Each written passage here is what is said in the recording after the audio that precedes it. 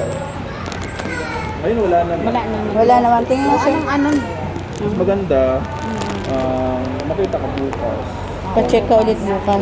Sige Kasi may to. mga laboratory yung pinapagawa. Ito dali mo sa kanila. Ay, ito lang ang papakita ko to. 8 a.m. Doc, no? Pwede rin, Sir Doc, pa dito siya magpa-lab. Bukas po. Bukas na to. Kasi Okay. na yun. Oo nga pala. Daily pa lang ngayon. Thank you. Sige, Doc. Thank you, Doc, ha. Di na tayo sa kabila. Cancel natin.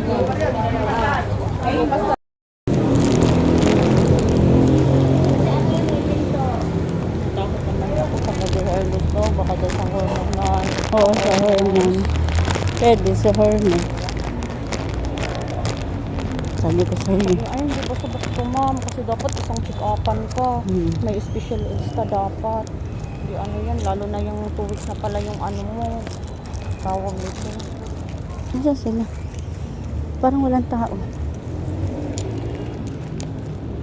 Sa labas sila.